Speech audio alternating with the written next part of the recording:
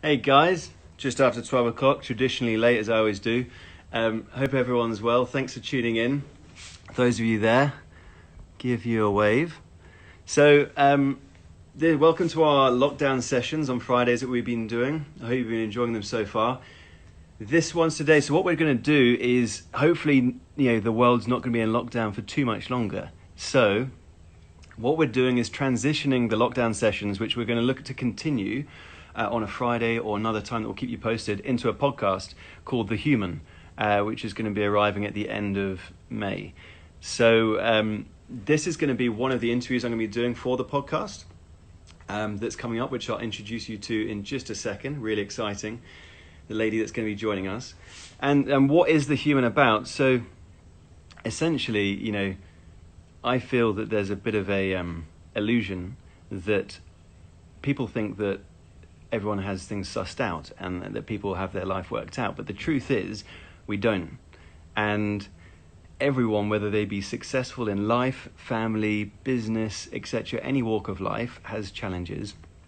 And no one is really, no one gets out of this alive. Everyone has shit stuff that happens and huge challenges in life, as well as victories and wins. And I think that's a really important thing to note. And so The Human is really about being human. And I'm going to be interviewing a whole host of people from different walks of life, some that I know, some that I don't know. And, really working through every area. So, from spiritual, mental, physical, social, relational, vocational, financial, etc., and looking at these different walks of life. And hopefully I can bring together different people that we can just learn from, because I really believe that in life, all we essentially do is go along on our journey, learn more about ourselves, have experiences, connect to a purpose that we fulfill to the best of our abilities, and learn from not only our experiences, but those of others.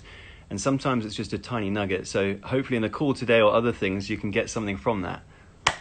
Cool. So who am I going to be chatting to today, if you haven't seen our post already, is the lovely Jane Dunlop. Jane, who I'm going to bring on in just a second, is a very unique person and lady. Jane I met for the first time, I think it was in 2018, on a surf trip with my cousins out to Indonesia, to a little island called Simeulue, which is in the northwest of Sumatra, close to the Banyak Islands, and I think it's part of the region of Aceh in Indonesia.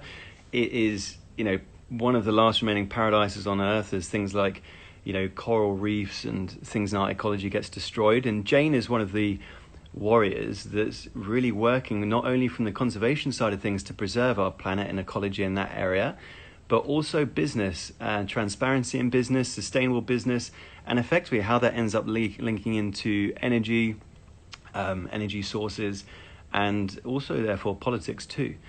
Now, the reason why I wanted to bring on Jane today is, how that relates to lockdown, to human health, and to where we are. Is I wanted to kind of connect the loop between human health and our responsibility and our moral responsibility as humans to look after the planet we live on. And I know myself that it's really easy to buy products, anything from books to food, that may contain items and chemicals which either the production of, the farming of, etc., has a significantly negative impact on our environment. And this is something Jane knows a lot more than I do about. And I'll let her go into a lot more detail. So I'll try and bring her on now. Hey, thank you so much for joining me. So, Jane, I just did a little bit of an intro. You probably heard it to you, and I hope it did you some kind of justice to everything that you have going on in your life and everything you've achieved.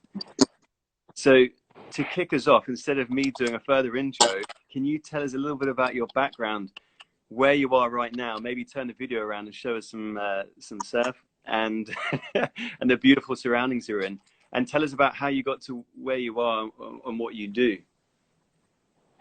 Yeah, thank you so much, Tom. And it's true. We live these multi-dimensional lives, and this journey of life is a multi-dimensional journey, isn't it? So I love what you're doing with these human sessions. I'm not sure if you guys can see behind me, but I do have the beautiful ocean, and I don't know, are there any buffaloes hanging about? There are a few islands out back behind me, but it's for anyone that wants to take a break fly out to Medan and head out to Simeulue. I think it's my surf resort that Jane can touch on. It's whether you're interested in conservation or surfing, it's really something for everyone. Awesome. Well, thanks, Tom. It's great to be here. I guess it's hard to know when your journey starts, right? And how we ended up in such a random part of the world from little old New Zealand. But yeah, for me, if I look back on my life, I think of myself as a young teenager when you're starting to get to know the world, and I had two role models who I was absolutely when you were a kid. I don't know, it must have been 10, 11, 12. There were Nelson Mandela and Anita Roddick from The Body Shop. But I would just consume books about Nelson Mandela. From everything from like off the bookshelf to looking in little secondhand stores, books that you wouldn't even know existed. I probably had 50 of them on Nelson Mandela. And then Anita Roddick, I had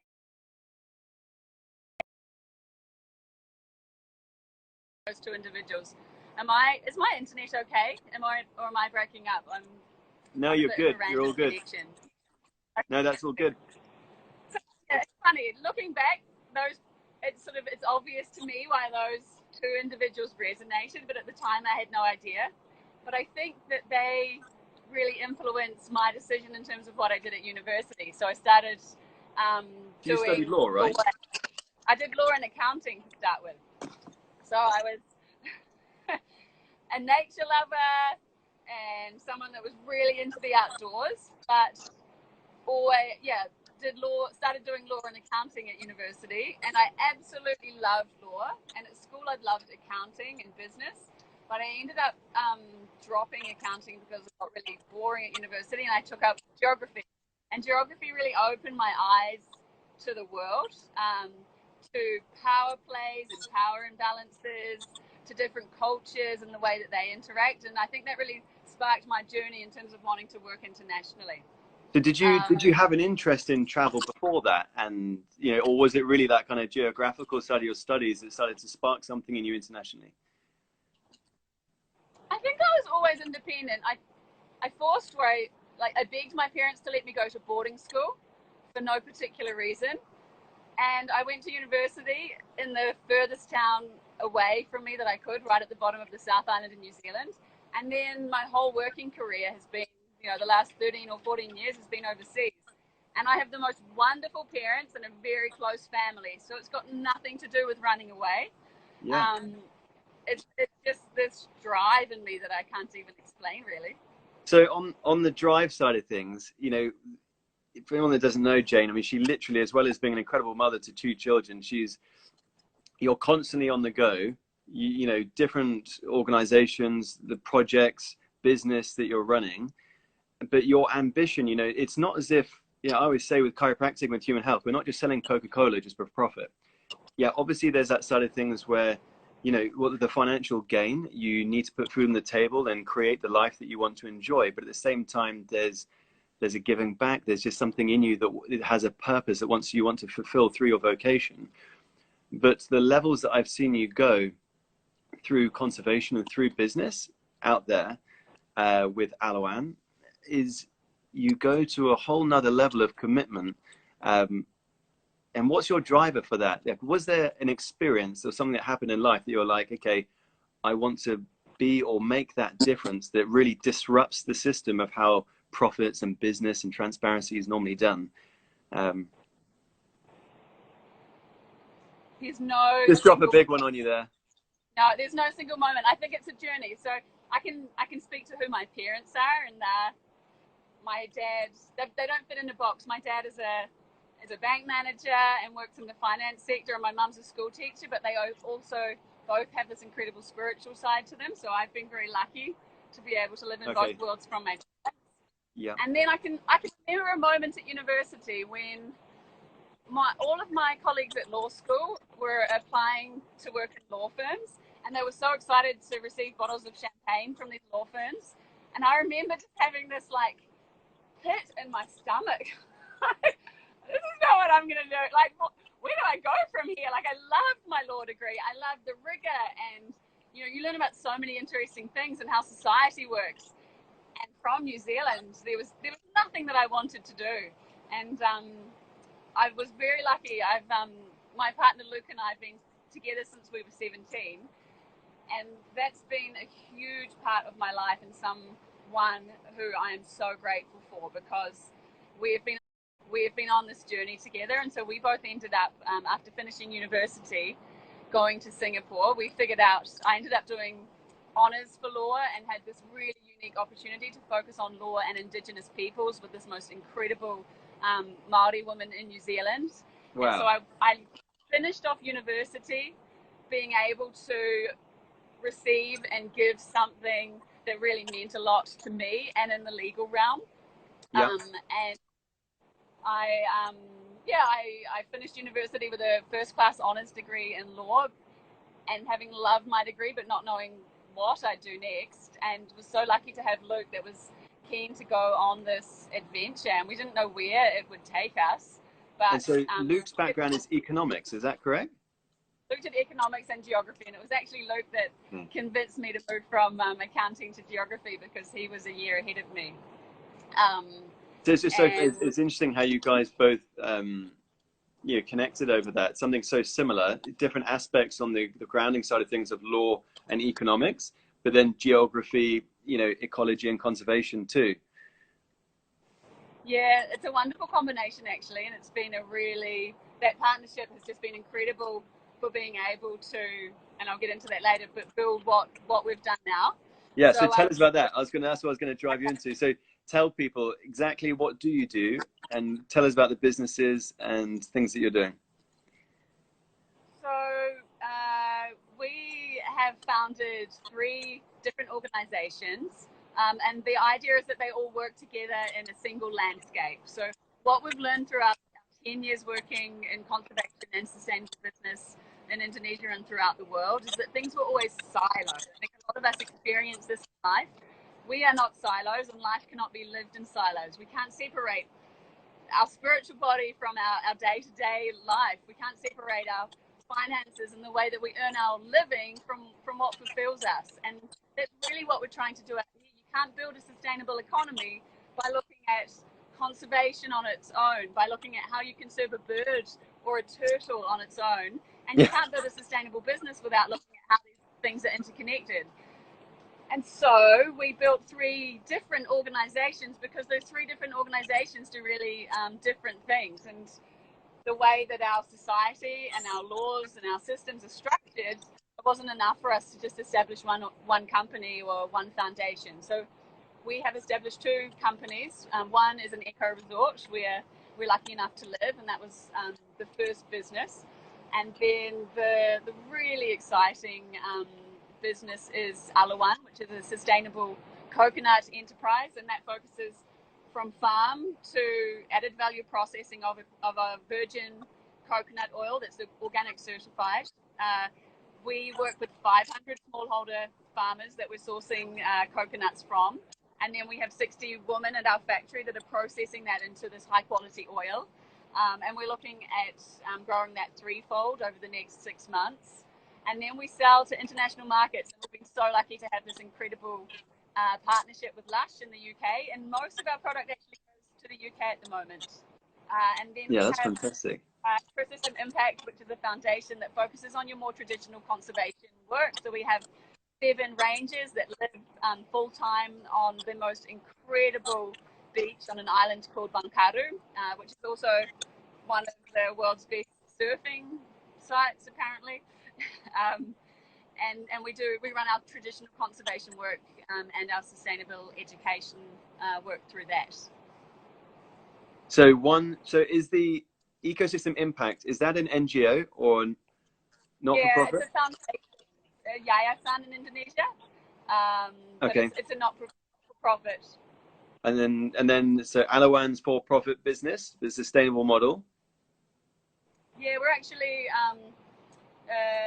set up in Singapore, and that's our operational entity. We've got a holding company, and then we have an Indonesian company as well. Nice. I mean, I really love the way that you explained that about the synergistic effect of one landscape. What do you think causes You know, and I believe that everyone, or globally, there is a shift. You know, people are having a metacognition through this process of the crisis that we've been through with COVID-19 internationally, and having a metacognition of actually the change and the awakening of life, and starting to integrate things a bit more.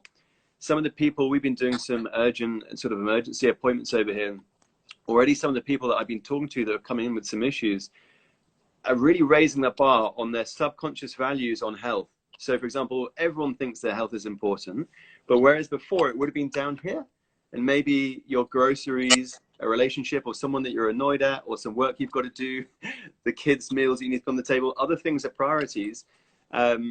And yeah, I've just noticed that people are just starting to place it a little bit more.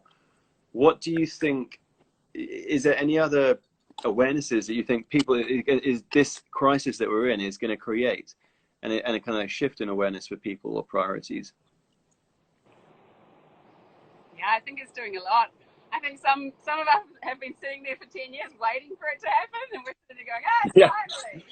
Yeah, because I think for you guys, it offers, you must have sat in front of so many investors and people when you guys have been pitching for funding, that maybe some get the concepts of where you're coming from and some don't. Yeah, I think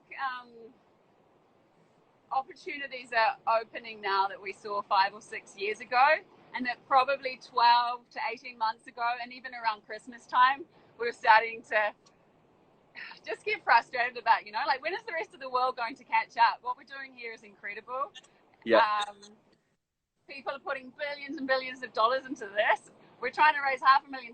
It's not that difficult, guys. Like, Yeah, and look, I have every belief you guys are going to get it. Right. And so what has actually happened over the last 3 or 4 weeks is that investors that we've been talking to for some time, and some really interesting donor opportunities, are all coming to the table. So for about 3 days, I thought, oh my goodness, I'm going to get to sit down and do yoga for 3 months and have a break. And I think I got to do that for about 5 minutes. And since then, it's been about very quickly, I guess, transitioning or realizing that there's opportunities out there, and now's the time to grasp those. And so we've just been so lucky to have people reach out to us and say, hey, you know, are you guys okay? And us to say, well, yes, but we're still interested in working with you guys, and a lot is progressing. So we have put 2 sheets across the table for investors this week. We've had buyers reach out to us, and we're not able to operate at the moment, but we're forming these relationships, and it's happening now. So yeah, the world has changed, and it is changing very quickly, and it's such a beautiful time to be in the world right now, and it's a time to get to work and build the world that we want to live in. Yes, exactly. Yeah, I love that. What do you think? You know, what do you think's going to, in terms of the shift afterwards? From like, people are aware of plastics in the ocean. I think people are fairly aware of rainforest, you know, deforestation. You know, is there any other things that you can make us aware of? You know, I like to think that I have a brief understanding of these things, and some things are going on, but with your studies and knowledge, you probably have a whole lot more. What things can, you know, please teach us? What can we be aware of? What's going on out there in terms of damage to the ecosystem, and stuff that we could be learning, and how can we look out for it in terms of the responsibility for the things that we buy, the things that we choose?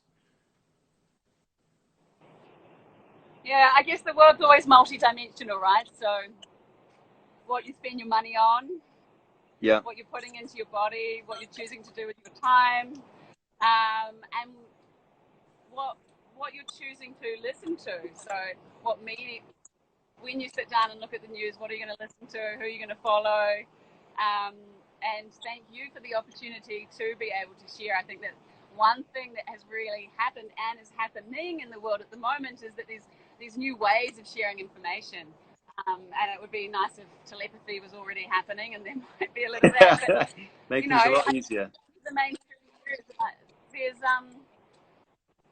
there's incredible new ways of communication that are happening. And so what I would love to do more of is to bridge what we're doing here, because it's complicated and there are so many different things happening, with what's happening in the rest of the world. And we're trying to get it like an education media component, not only so that we can bridge internationally, but so that people can give back here. One thing that we very much focused Alawan on was moving agricultural supply chains, and I think that a lot of people know palm oil's bad, and we talk about tracing supply chains and knowing where our stuff comes from. Can I be controversial there? Yes. I actually don't think people do know how bad palm oil is. Can you teach us a little bit about what's happening to the ecosystem out in places like Sumatra and what things we need to be aware of? Because, you know, whether it be through baby food formula, things that we pick up, whether it be palm oil, various products and chemicals that are being mass produced, I don't think people realize the impact it has through the choices we can make. Yeah, it's a really important one, and I guess inherently, to start with, nothing is good or bad. It's always the way in which we use it and the model in which it's used. With palm oil, traditionally it's run by multinational conglomerates, so it's just naturally fits into the world and all that goes with that, the way that those organizations are set up. Over the last 10 or 20 years, the way that palm oil has been financed and the way that it's done in this part of the world is you need to have large tracts of land that don't have overlapping land rights. And the easiest way to get that land is to clear a natural area of forest, of a large area, so you get your economies of scale. And that tends to be primary rainforest, and it tends to have critically endangered animals in it. So I'm in Sumatra at the moment, and your main animals are tigers, orangutans, elephants, rhinos, for example. So palm oil company comes in, you don't want any conflicting land rights, and as a bonus you get to sell the timber to finance your operation. You get bank finance if you have a large area of land, and you get a concession that's issued by the government. And then you need the scale to be able to feed a mill. So palm oil kernels need to be processed within 20 hours, and so you need a reasonably close access to a mill to be able to process the oil. In another sector, for example, coconut, which is where we focused, you don't have a conglomerate type of ownership.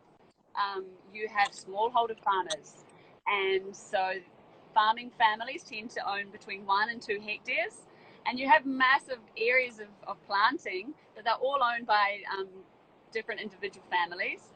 The challenge is that places on the sector, however, is that the smallholder farmers can't raise new funds to plant coconuts, while banks can loan to large corporations against these land holdings and their mills.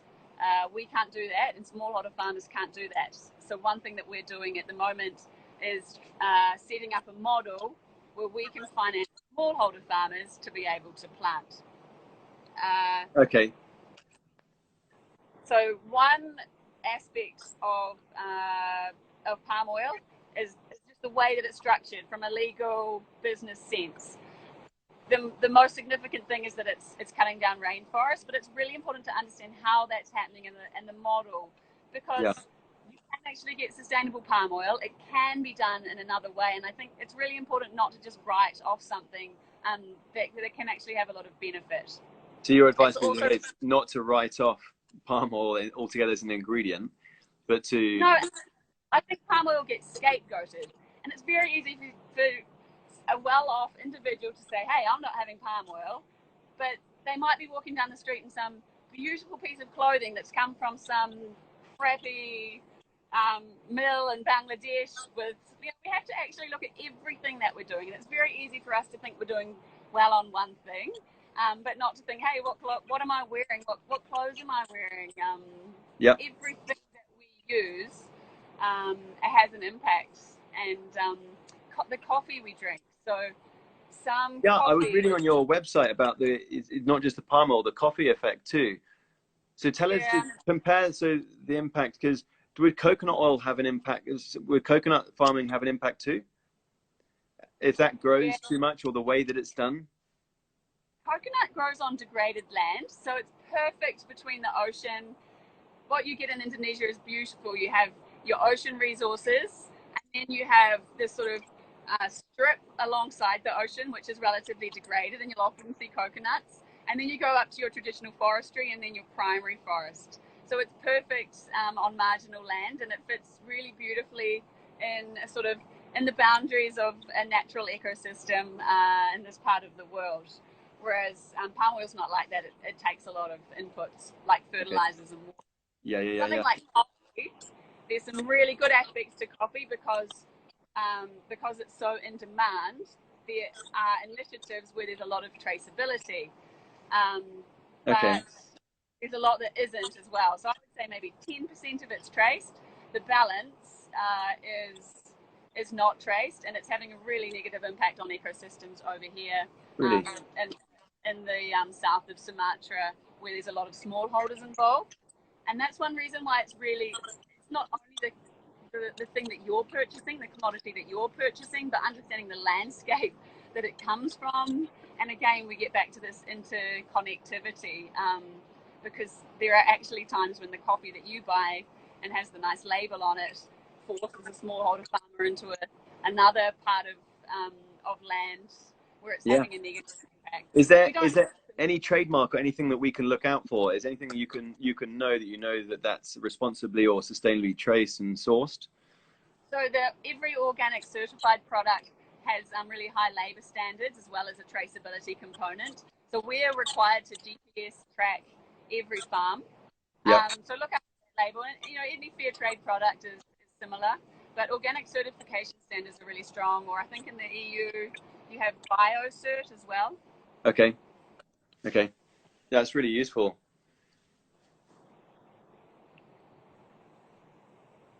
So from the business's side's point of view, are you nearly at the point? I know you were building a new factory. Where do you guys need to get to with aloe and with the coconut business for that to? The thing that I found really exciting was the closed loop model, where not only would you give jobs, create sustainable products, great transparency, but also that you would use the energy or use the off products as a biofuel or energy to actually power the sources that you're using to it and the factory. Tell us a little bit about that. Yeah, so coconut is such a cool product. There's all of these different components to it. You can use the fiber for creating mattresses and stuffings and rope. You can use the shell for charcoal and activated charcoal, which is really useful in the health sector. The water can be used for vinegar or for your traditional coconut water. And then we obviously make it into a high-end coconut oil. And then you've got the actual tree that you can get timber from. And then as you're looking at replanting those trees, the waste from that can go into bioenergy. And that's a larger scale project that we're working on as more of our future plans alongside our expansion of our replanting program. But it's not easy building these businesses. I think you're coming into a place where business as usual is bribes, extraction, and getting finance from the bank against large land holdings and existing assets. We've come in with nothing but a story and a passion and a vision. And over the last couple of years, we've managed to be able to raise and effectively spend several $1 million on developing not only these networks with 500 smallholder farmers, but an international standard processing facility, which we moved into in December. But even after 3 or 4 years, we're still not at a break-even point. So, you're losing money each month, you're trying to fundraise. We've been incredibly lucky to have an investment partner in Singapore who's just been with us the entire time and supporting us to get through this. But you really learn that as we're shifting to this new way of living, as we're shifting our economy from one that extracts to one that gives, there's this period in time where we've got to do more work because it's like you've got the momentum of a bus or a momentum of a fire truck. And, it does. Our existing world has a momentum to it. And as we try and turn it, one, it's very important that you maintain composure in the storm, but you need to work harder during that time, and you need to work smarter, and you need to know what's possible on the other side. And it is possible. So, we've been through 3 or 4 incredibly challenging years, everything from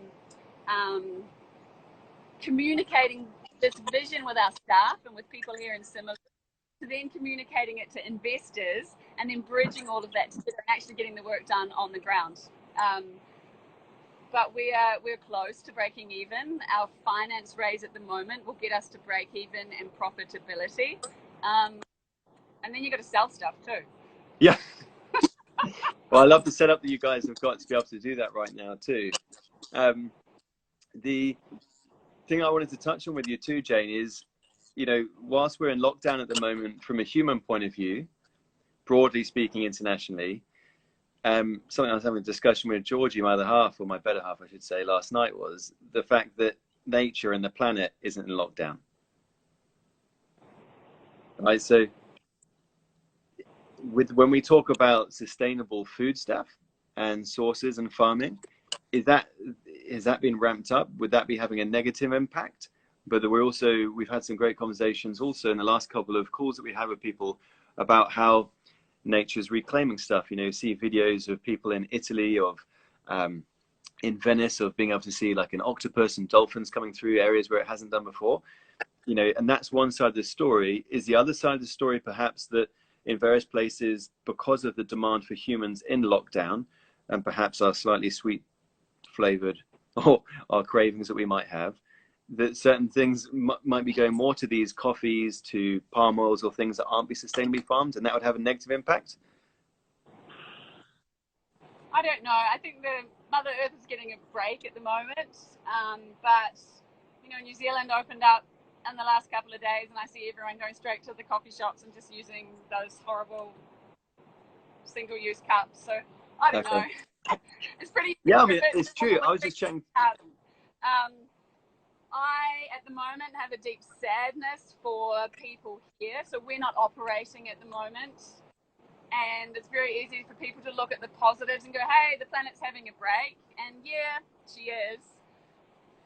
And she's speaking to us. Staff off? And what's that, sorry? You guys have a lot of staff, right? So you have staff off, machinery. Yeah, we've got 100 staff that are not working at the moment, and we've had some very difficult days where we've had to make the decision that people are at home on unpaid leave, and we're sending out food packages, and I'm really glad we stayed, because we're able to meet people from a distance, and people are borrowing money to eat, and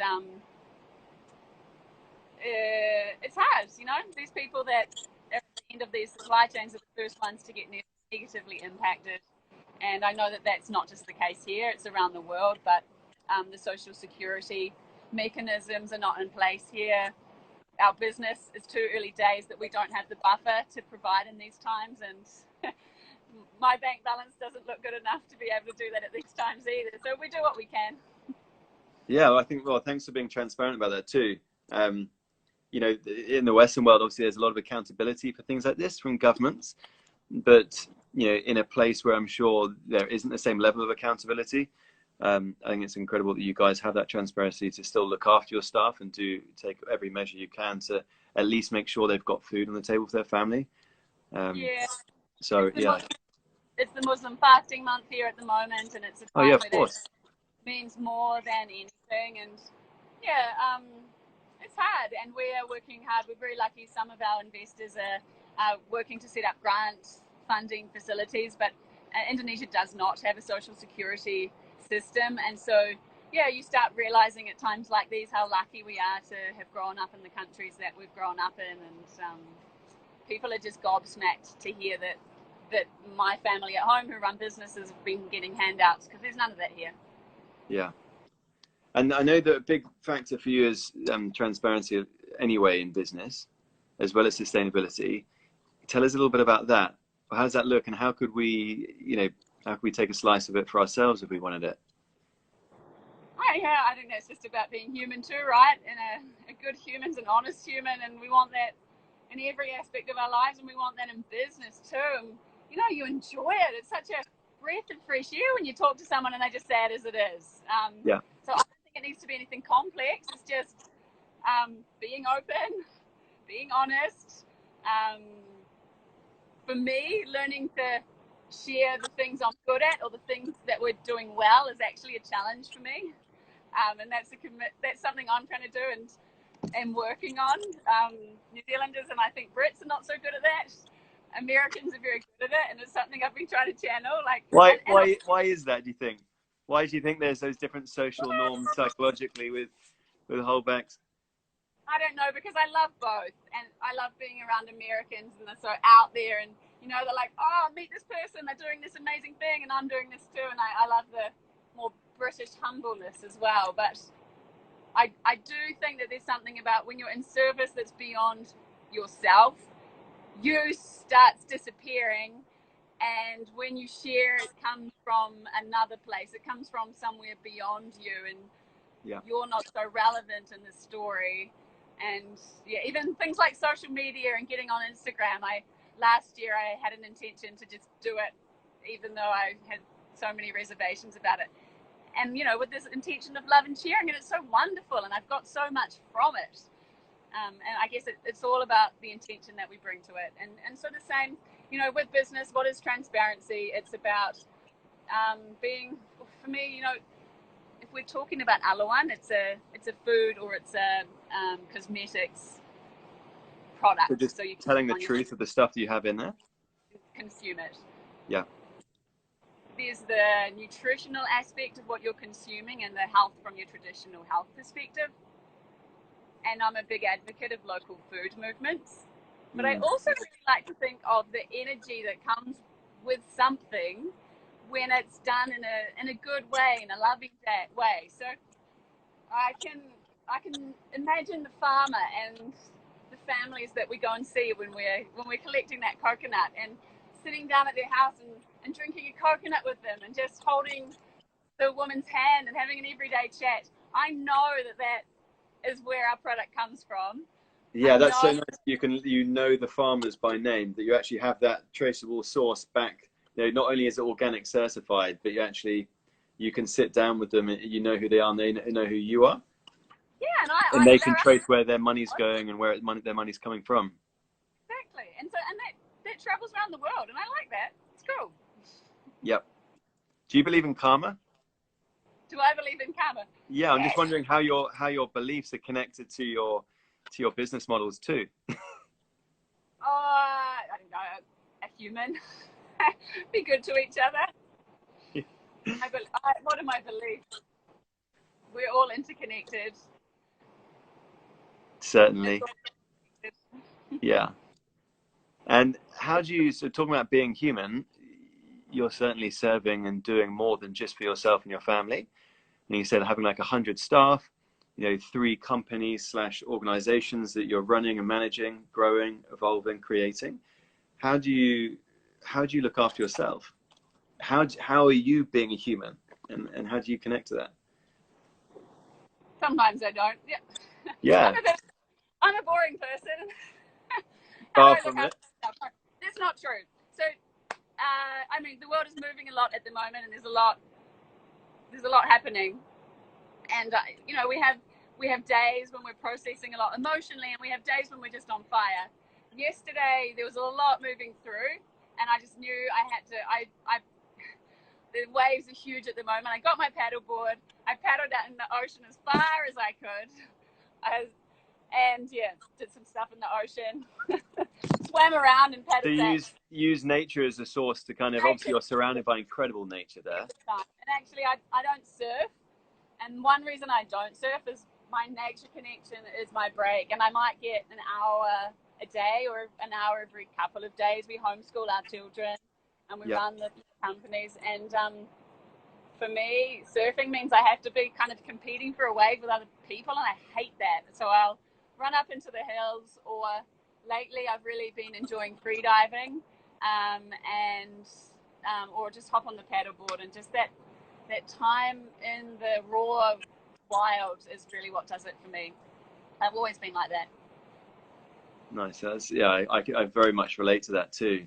And do you have any, I know you're quite into your yoga. Do you have any other things that you do on a regular basis that you feel like routines that you like to tap into or No, read? I'm not even hugely into yoga. I do a bit, and I wish, when I'm in Bali, I love it. And I find it hard to do by myself. I'd love to be doing more at the moment, but honestly, I'm up with the kids at 6. I've got 5 or 6 hours of work to do a day. They're in bed for 8 or 9, and then I might sit down.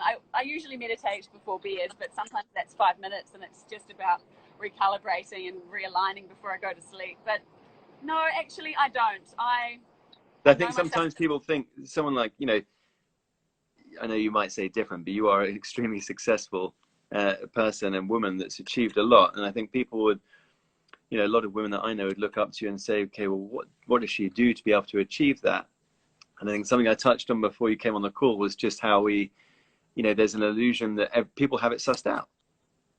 And the fact is that they don't. Everyone's working out as we go along with our experiences and things we're learning. Yes, yep. And I've been very lucky that my journey since university, and I haven't actually had a chance to touch on that, but Go for it. okay. So my partner and I were in Singapore, and I actually dragged him to a lecture at the law school at 6 p.m. on a Friday night. I think he'd just been surfing, and so he owed me one. And what are we looking at now? There you go. Spin it around. There are these moments in your life that are key, and looking back on them, you realise that, you know, they were almost destined. And we met this Australian law professor. We went and chatted to him. I was probably too shy to chat to him, and Luke probably did it, to be honest. But he ended up being an incredible surfer, a law professor, and he was working in Aceh after the December 2004 Indian Ocean tsunami. And in a very short space of time, I was working in the law school with him. Luke was crunching numbers for some research papers that he was doing on landless people after the tsunami in Aceh. And within 6 months, we were living in Aceh in this post-conflict, post-disaster context with $7 billion of aid money, all of this international attention.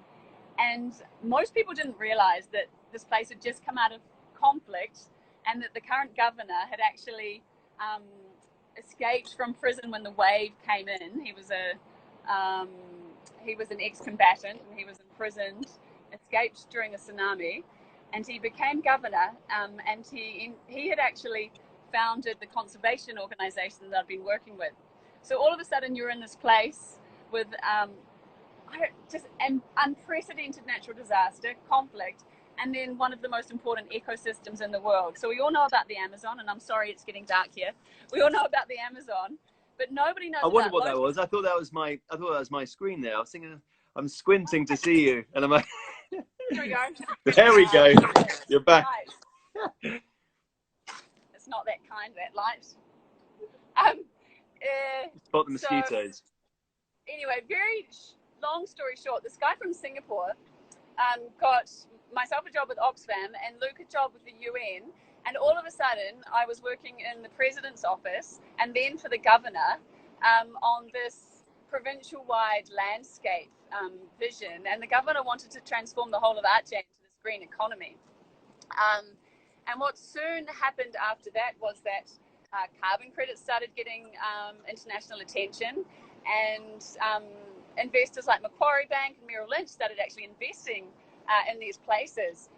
And we had the opportunity to work on everything from Indigenous land rights, living in the forest and mapping land rights with Indigenous peoples. I'd spend the weekends elephant trekking with these mahouts that had lived for years in the jungle during the conflict, trafficking arms. And you'd go from doing this during the week to all of a sudden Merrill Lynch turning up with a team of lawyers, and I would have to, or I was supporting the governor as this like 24-year-old trying to facilitate these agreements, and no idea what we were doing. But looking back, it was just this, from university became this, you know, university of life, and this melting pot of all these interconnected things going on. And from that, had the opportunity to get involved in these projects around the world where international investors were coming together with this conservation organization that I was working for. And we worked in Liberia and Ecuador and Mozambique. And I just, we talk about how you don't want a cookie cutter model, and that is totally true. But you also see these similarities that everywhere in the world, from indigenous people all the way up to government and then investors coming in, actually we have this global model that is just replicated and replicated and replicated. And through that, we saw all of the possibilities of the international investment sector coming together with the traditional NGO conservation sector. Okay. So did that spark something for you? And that's where you kind of thought, hang on, where these models could start to really grow.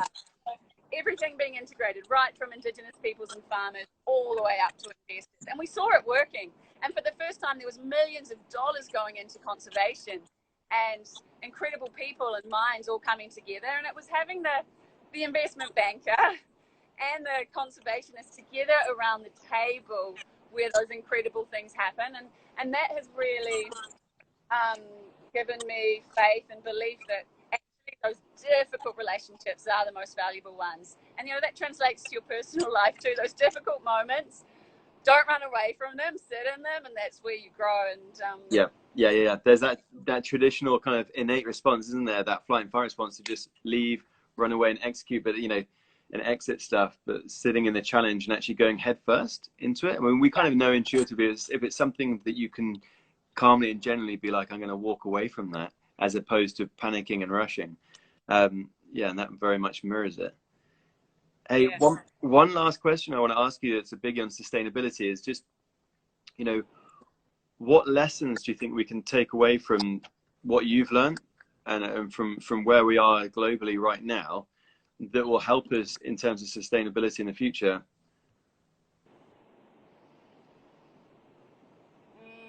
Know where your stuff comes from. Yeah. And know it down to the source. So how far back can the company trace it? Yeah. It should be able to trace it right back to source, because otherwise it's probably not very good. Yeah. And I don't know, Mother Earth is this living, breathing, we are the planet, There's actually, we talk about sustainability and Earth being an other, but actually it's not. We are Earth, and I see what is happening in the planet at the moment is actually a reflection of what's happening in ourselves. So if we can balance ourselves and we can come from that internal place, that's actually all that we need to do for the Earth. So we don't actually need to think of the Earth is not outside of us, the Earth is inside of us, and it's that reciprocal relationship. So everything from, we talked about meditation, but we can live our lives as a meditation. Yeah, definitely. But it's just just think about that planet and think about this planet as a living, breathing being and how we're treating it and learning more. And you don't have to be a tree hugging hippie. There's so many different ways you can do it. You would want to look after your own liver and your own heart, right? We talk about people from a health point of view, and you want to look after your own spine from a chiropractic point of view and your nervous system. So I think you're right. Once you realize that the air that we literally, it isn't just a home that we live in, we interact with it physiologically every millisecond of our lives, and we also rely on it hugely.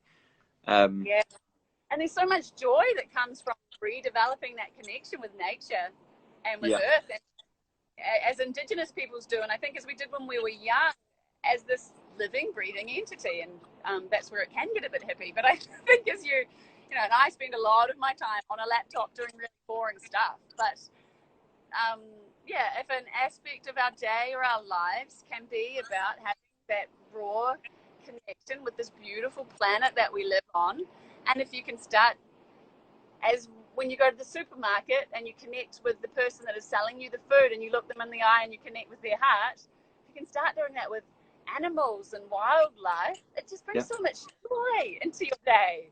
Well, So a lot of much. people have said to me how there's a lot more priority that's come into their life. And so, you know, one kind of concluding thought I've had is, like I said to you before, how George and I discussed that whilst humans are in lockdown, the planet and nature is not in lockdown. But actually, so if we're part of the planet or we have a connection with the planet, therefore we're not in lockdown either. We perceive that we are because of certain constructs politically, structurally in our businesses and our employment, etc., that seem to be on lockdown or pause. But, you know, you're still breathing. People are still giving birth every day. People are still buying stuff. There is still, markets are moving, trades are happening. You know, and there's a lot of interaction within the ecosystems. Yeah. I think our there's a pause in relation to the way that our society and its structures are functioning, and you can have these critical junctures that can open change, and I do believe that is this. But nature's going to keep on going how nature is, you know. She'll kick us out if we're causing too many problems, and that's Yeah. I mean, we can choose to make it hard for ourselves, or we can choose to make it easier. Yeah, That's exactly. and we're Okay, actually bonus question, because I know we're conscious Instagram will kick us off in a second, and I've got loads of questions I could ask you all day, but final question is, you know, obviously you're a female leader, which is a great example to a lot of people that would inspire. You know, how do you relate to being a female leader, and what would you say to other women that are aspiring to leadership or in leadership roles, etc.? I relate to it much more after having children. Okay. And after perhaps living in this part of the world where women don't naturally have the opportunities that we do in the West. So Yeah.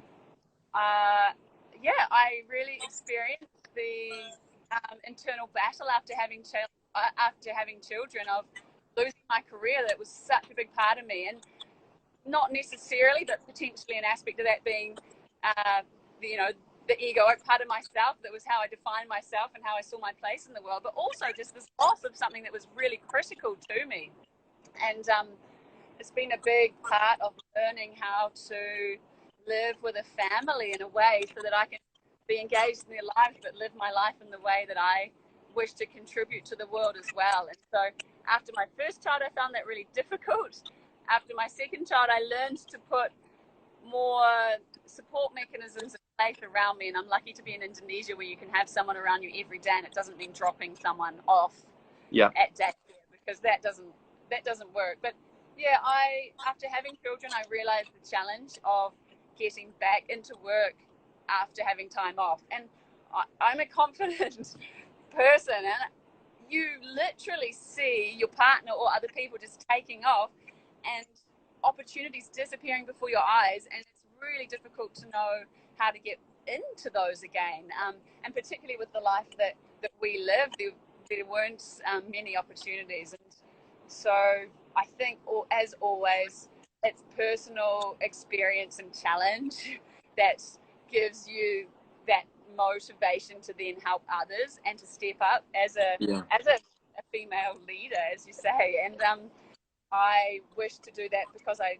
genuinely experienced in this day and age challenge within the family unit to do that, and I do not wish other people to experience that. It's hard. It's really hard. So a lot of it comes down to as well just letting go of psychological norms of what people think of us, etc. Because, you know, I think in the West, where it's easier technically to become a leader as a female compared to where you live in that societal norm where females are slightly more suppressed, and it's not natural for them to suddenly step up and run multiple organizations and businesses. You've executed that really well. So, you know, that seems to be quite a clear message of in the West, you know, even I suppose it's subtle. Subtle communications that that my partner would not get, and I think we need to be so attuned to that. Yeah, well, even when we do internal cranial work for chiropractic stuff, if I was to order a female chiropractor's gloves in a size small, it only comes in pink. Little simple things like that too. Right, Jane, I'm gonna need to wrap it up there. Thank you so much for your time and giving us, you know, an insight into the changes, the amazing work that you're doing, and the changes it's having, and what we can have a responsibility for. I personally don't know loads about it. It's funny, although I'm so inspired and have such a passion for like the human connection to ourselves, our purpose, our life, and therefore our health, and how that influences the planet. I've always had an interest in the ecosystems and, you know, looking after the planet we live on, I suppose, and I don't really know a lot about it. So I always really thrive with the conversations with you. So thanks for your time. Thank you. I could And talk to you. This yeah, is my chance to get an hour with you. So yeah, there we go. Have an amazing evening. Sleep yeah, well. thank you so much.